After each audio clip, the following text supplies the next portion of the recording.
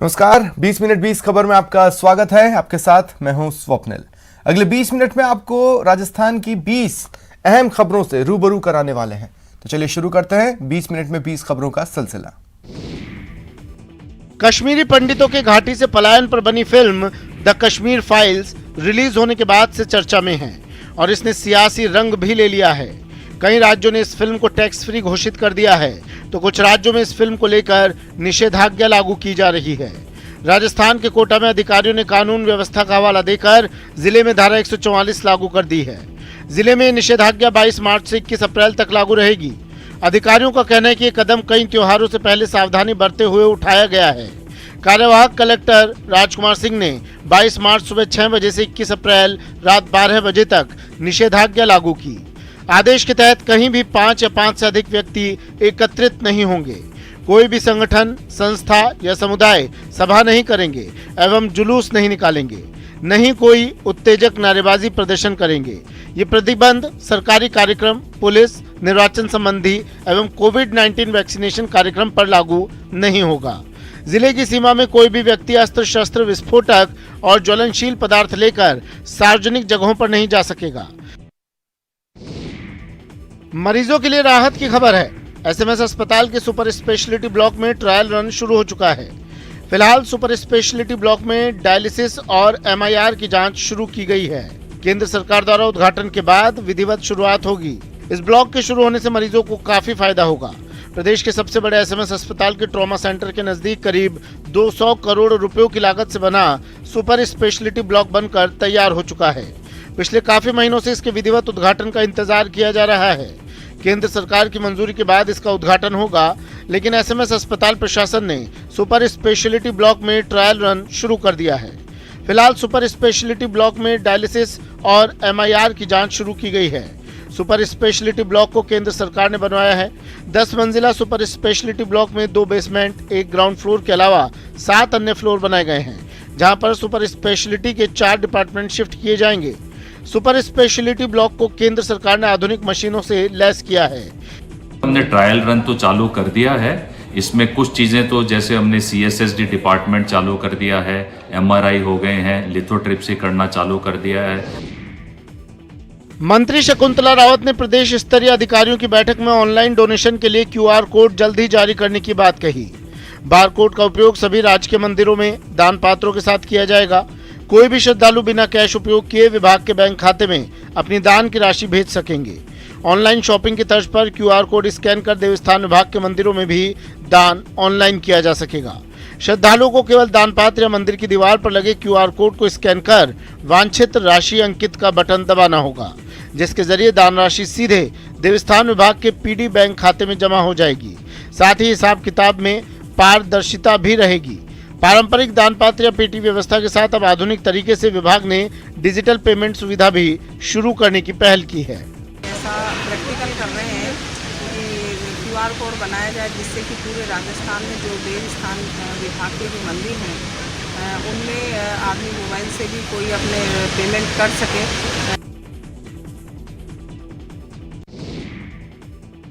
नगर निगम heritage में इन दिनों all is not well है। कमेटियां नहीं बनने और विकास कार्यों के नहीं होने से अपने ही बोर्ड के खिलाफ कांग्रेसी पार्षदों का विरोध देखने को मिला। बीते कुछ दिनों पहले मंत्री की एक नसीहत और इसके ठीक 1 सप्ताह बाद धरने पर बैठे पार्षदों की नाराजगी ने बड़े संकेत दिए। नगर निगम हेरिटेज में अपने ही बोर्ड के खिलाफ कांग्रेसी पार्षद भी विपक्ष की भूमिका में नजर आ रहे हैं।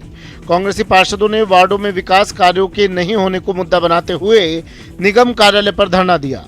पार्षदों की माने तो शहर में चरमराई सफाई व्यवस्था और सीवरेज जाम की समस्या से जनता त्रस्त है। हेरिटेज निगम में कांग्रेस का बोर्ड बने हुए करीब 1.25 साल का वक्त बीत गया, लेकिन अब तक एक ही बोर्ड बैठक करवाई जा सकी है। बजट को लेकर पार्षदों से कोई भी चर्चा नहीं की गई है।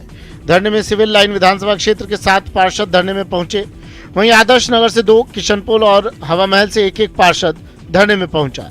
खास बात तो ये भी थी कि धरने में ज्यादातर सिविल लाइन विधानसभा क्षेत्र के पार्षद पहुंचे। कांग्रेसी और निर्दलीय पार्षदों ने जमकर नारेबाजी और तख्तियां लेकर प्रदर्शन किया। विकास कार्य रुके हुए हैं। मेरे वार्ड में जो काम हो रहे हैं इसमें कोई शक नहीं है। अपनी मांग पूरी दृढ़ता से मनवाएंगे हम और विकास के कार्य को वापस से गति देंगे, ये हमारी मांग है। लोकसभा अध्यक्ष ओम बिरला के प्रयासों से जल्द ही रामगंज मंडी रेलवे स्टेशन की सूरत बदलने का काम प्रारंभ हो जाएगा। इस कार्य को करने में आ रही अंतिम बाधा दूर होना प्रारंभ हो गई है। सर्कुलेटिंग एरिया में बने पुराने आबकारी भवन को नगरपालिका ने ध्वस्त करना शुरू कर दिया है। लोकसभा अध्यक्ष बिरला ने रामगंज मंडी स्टेशन पर विभिन्न प्रकार के विकास कार्य करवाने के लिए करीब 2 करोड़ 40 लाख रुपए का प्लान स्वीकृत करवाया था। रेलवे ने इस दिशा में काफी कार्रवाई भी कर ली थी, लेकिन सर्कुलेटिंग एरिया में बने पुराने आबकारी भवन के कारण मामला अटक गया।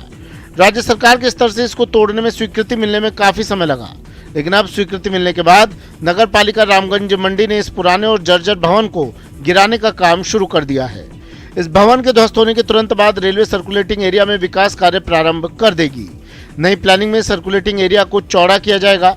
इसके लिए सर्कुलेटिंग एरिया में बने रेलवे के क्वार्टर्स को भी तोड़ा जाएगा। इन क्वार्टर्स की जगह नए क्वार्टर बनाने का काम शुरू हो गया है। इनके बनते ही रेल कर्मचारियों को वहां शिफ्ट कर दिया जाएगा। इसके बाद विकास कार्यों के दौरान पार्किंग का विस्तार किया जाएगा, जिससे वहां अधिक वाहन खड़े हो सकेंगे। रेलवे स्टेशन के प्रवेश द्वार की चौड़ाई भी बढ़ाई जाएगी।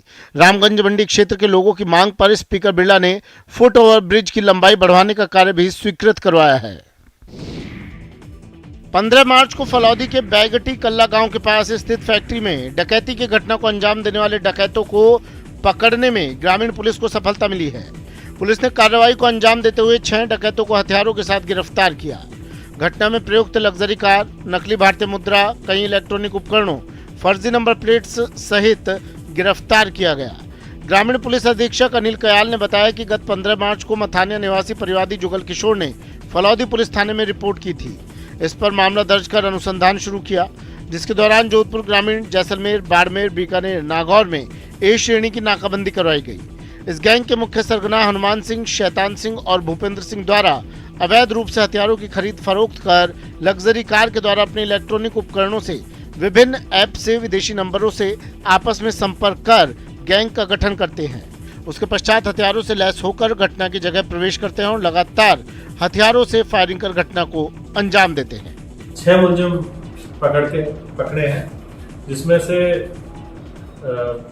2 जनों ने तो पहले दिन रेकी की थी और बाकी 3 अगले दिन घटना में एक्टिवली इन्वॉल्व थे। कोरोना काल में 2 साल से बंद स्कूल फिर से खुलने जा रहे हैं। अब लंबे अंतराल के बाद सरकार ने स्कूलों को खोल दिया है, मगर सरकार के निर्देश पर जिला कलेक्टर्स ने अपना तुगलकी फरमान सुनाते हुए बीएलओ कार्य में लगे शिक्षकों को स्कूल खुलने के साथ ही सामाजिक सुरक्षा के सर्वे कार्य में लगा दिया। यानी स्कूल भले ही खुले रहेंगे और विद्यार्थी आएंगे, बोर्ड की परीक्षाएं भी चलेंगी, मगर विद्यार्थियों को पढ़ाने वाले गुरुजी कलेक्टर्स के आदेश पर दिन भर स्कूल छोड़ सर्वे के काम में लगे रहेंगे। अब जिला कलेक्टर्स इस आदेशों को लेकर शिक्षक संघ सवाल खड़े कर रहे हैं और लामबंद हो रहे हैं। जयपुर जिला कलेक्टर्स के आदेश पर शिक्षक घर घर जाकर सामाजिक सुरक्षा सर्वे का काम करेंगे और यह सारा सर्वे का काम तब पूरा करने को कहा गया जब स्कूलों में बोर्ड की परीक्षाएं भी सर पर आ गई हैं।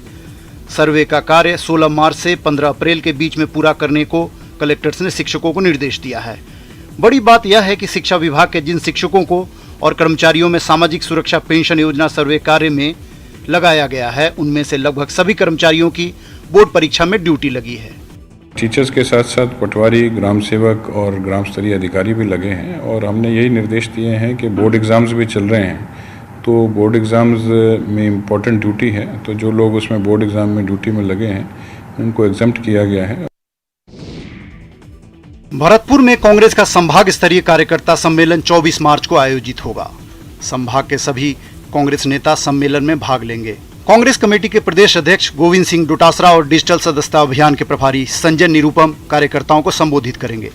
सम्मेलन में मुख्यमंत्री अशोक गहलोत का भी दौरा प्रस्तावित है, जिसको लेकर जिला प्रशासन द्वारा तैयारियां तेज कर दी गई। यूआईटी ऑडिटोरियम में कार्यकर्ता सम्मेलन आयोजित किया जाएगा, जिसको देखते हुए कांग्रेस कार्यकर्ताओं द्वारा भी तैयारियां की जा रही है। वहीं प्रशासन ने यूआईटी ऑडिटोरियम की सफाई के लिए निर्देश दिए हैं।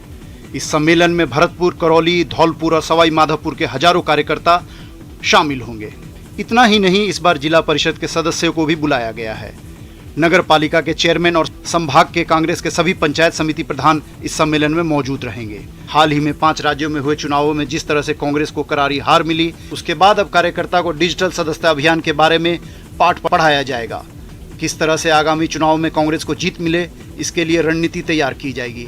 कांग्रेस पार्टी का सदस्यता अभियान चल रहा है, उसी को लेकर 24 तारीख को भरतपुर संभाग के प्रमुख नेताओं के साथ बैठक करने के लिए, उनकी मीटिंग लेने के लिए माननीय अशोक गहलोत जी मुख्यमंत्री जी, प्रदेश कांग्रेस कमेटी के अध्यक्ष गोविंद डोटासरा जी और राजस्थान के पीआरओ संजय निरुपम जी आएंगे। कोटा पुलिस ने बड़ी कार्रवाई करते हुए नौकरी दिलाने और मोटी सैलरी का लालच देकर ऑनलाइन ठगी करने के आरोप में यूपी निवासी 3 अंतर्राज्यीय ठगों को गिरफ्तार करने में सफलता हासिल की है। आरोपी मौज मस्ती और अय्याशी का शौक पूरा करने के लिए ठगी की वारदातों को अंजाम देते थे। इसके लिए उन्होंने कैरियर हब नाम से कंपनी बना रखी थी। गिरोह के सदस्य शातिर तरीके से अलग अलग व्यक्तियों को फोन मैसेज कर नौकरी दिलाने का झांसा, मोटी सैलरी का लालच देकर अमीर बनने के सपने दिखाकर खाते में पैसे ट्रांसफर करवाते। गिरोह के सदस्यों ने ग्रामीण क्षेत्र के गरीब अनपढ़ लोगों के खाते को केंद्र सरकार की अलग अलग योजनाओं का पैसा आने का झांसा देकर खाते खुलवा रखे थे। खातेदारों से बैंक पासबुक, एटीएम ले रखे थे। इन खातों को ठगी में इस्तेमाल करते थे। ठगों द्वारा अलग अलग वारदातों से लाखों रुपए कंपनी और अन्य खातेदारों के खाते में जमा करवाए गए।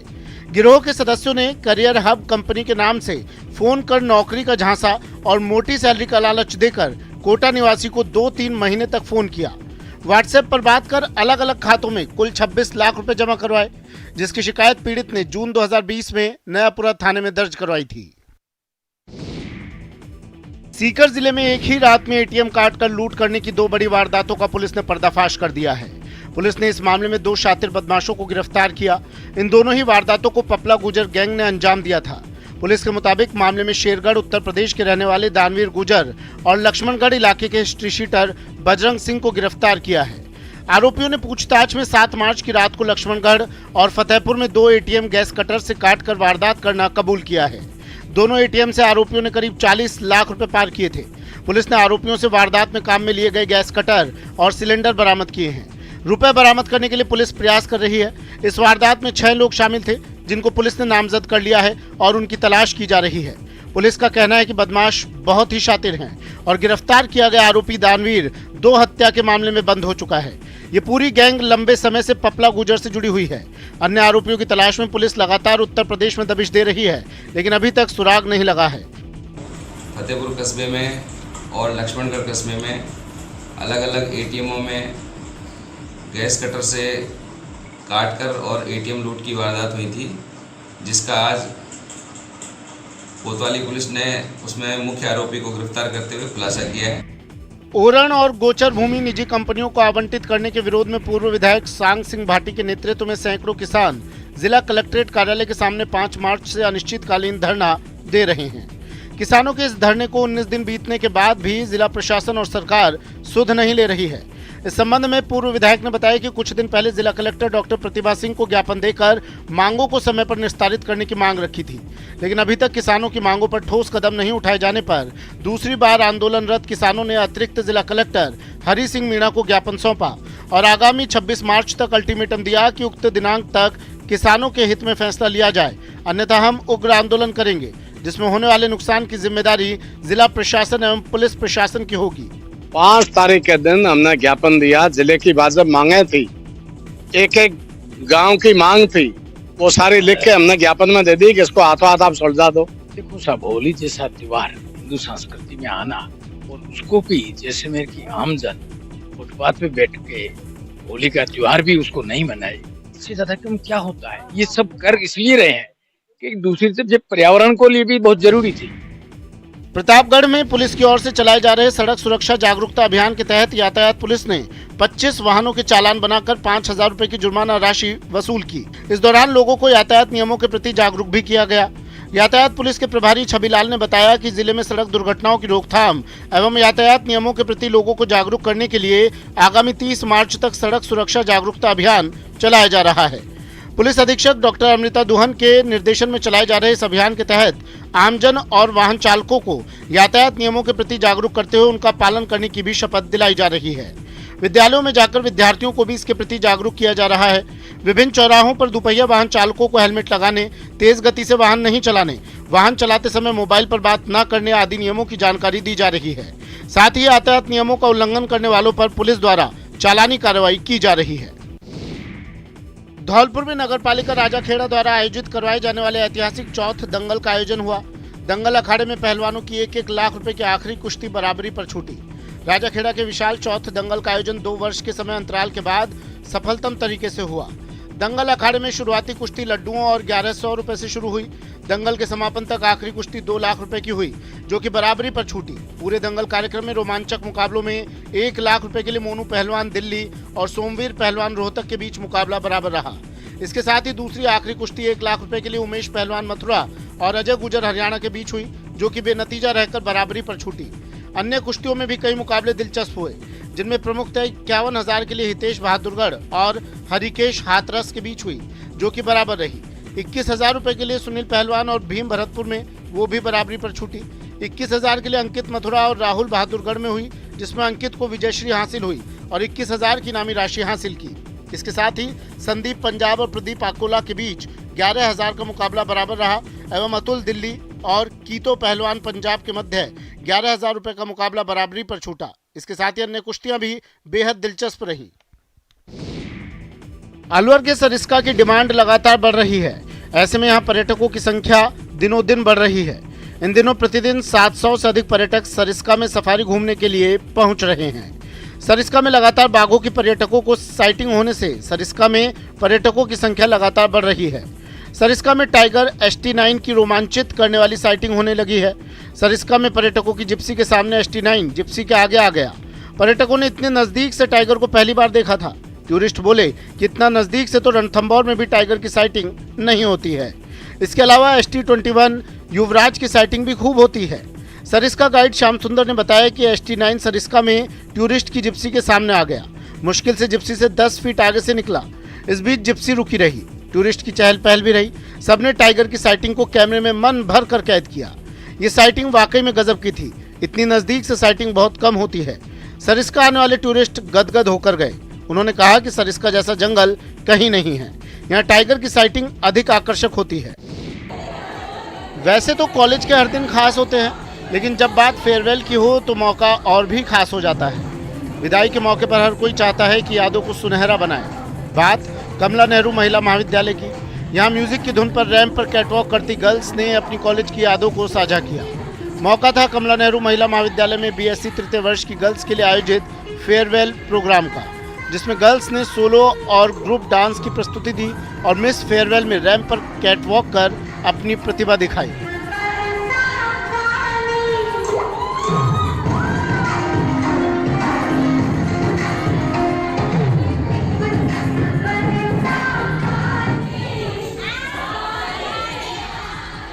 प्रोग्राम में आयुषी बैठाओ मिस फेयरवेल बनी।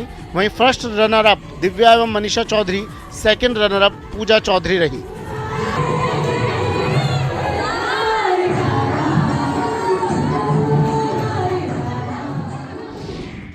जोधपुर के लूणी क्षेत्र के मुख्य चौराहे पर 2 लोगों के बीच आपसी कहासुनी के बाद हुए झगड़े का वीडियो सोशल मीडिया पर वायरल होने के साथ ही दोनों पक्ष द्वारा पुलिस थाना लूणी में एक दूसरे के खिलाफ रिपोर्ट दर्ज करवाई गई है।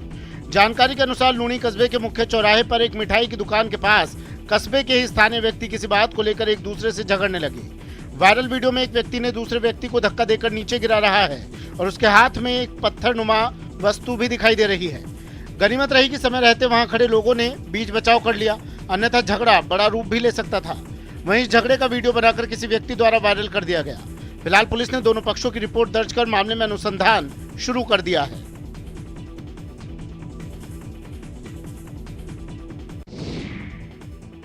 चूरू के तारानगर में राजकीय सीनियर सेकेंडरी स्कूल में वार्षिकोत्सव कार्यक्रम का आयोजन किया गया। स्कूल में छात्र छात्राओं ने रंगारंग सांस्कृतिक प्रस्तुतियां दी।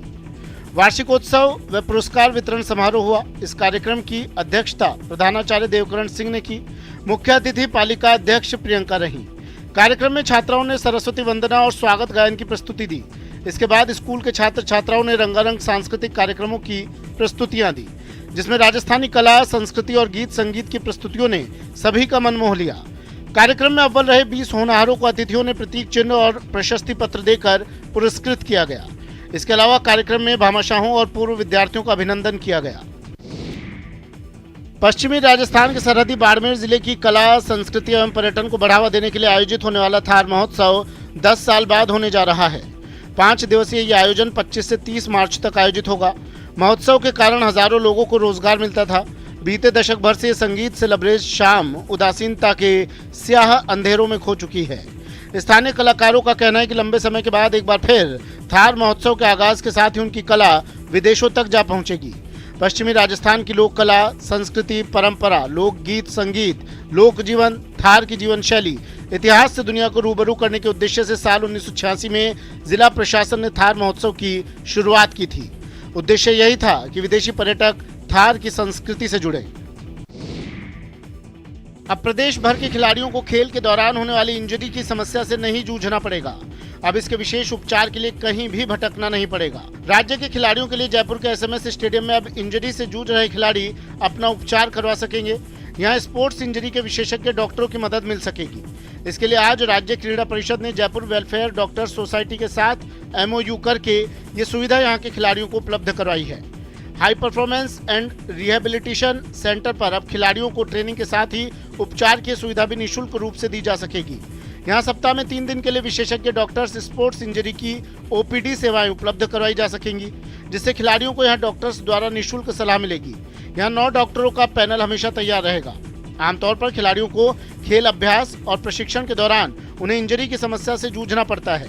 राजस्थान के खिलाड़ियों के लिए आज हम जयपुर राजस्थान राज्य क्रीड़ा परिषद एवं जयपुर डॉक्टर्स वेलफेयर सोसाइटी के माध्यम हम MOU कर रहे हैं 5 वर्ष के लिए। सवाई मानसिंह स्टेडियम जयपुर में प्रतिदिन विभिन्न खेलों के खिलाड़ी नियमित प्रशिक्षण प्राप्त करने के लिए आते हैं। खिलाड़ियों को प्रशिक्षण के दौरान चोटों का सामना करना पड़ता है। अलवर जिले के रामगढ़ में स्थित ITBP ट्रेनिंग सेंटर में आज पासिंग परेड आयोजित हुई, जिसमें ITBP की मुख्य धारा में 374 जवान शामिल हुए। 48 सप्ताह के प्रशिक्षण के बाद जवानों ने राष्ट्र सुरक्षा की शपथ ली। अब ये जवान जम्मू कश्मीर और नक्सली इलाकों में अपनी सेवाएं देंगे। रामगढ़ स्थित central training college Bharat Tibbat सीमा पुलिस बल में 48 सप्ताह के कठिन प्रशिक्षण के उपरांत देश की आन बान शान की शपथ लेने के बाद 374 नव आरक्षी भारत तिब्बत सीमा पुलिस बल की मुख्य धारा में शामिल हुए। ब्रास बैंड की मनोहारी धुन पर गजब का आत्मविश्वास दिखाते नव सैनिकों ने परेड ग्राउंड में शानदार मार्च पास्ट किया और राष्ट्रध्वज एवं बल ध्वज के तले देश पर मर मिटने की शपथ ली। इस अवसर पर ब्रास बैंड की मनोहारी धुन कर्णप्रिय रही। इसके अतिरिक्त प्रशिक्षकों एवं नव आरक्षियों के द्वारा किए गए प्रदर्शन ने दर्शकों का मन मोह लिया। इस पावन अवसर पर संस्थान भिन्न भिन्न इकाइयों से आतिथ्य स्वीकार किए पदाधिकारी गण, नव आरक्षियों के अभिभावक गण एवं संस्थान के अन्य अधिकारी गण भी मौजूद थे। आगे बढ़ती प्लाटून नंबर 6 जिसकी कमान संभाली है सिपाही GD रविंद्र कुमार।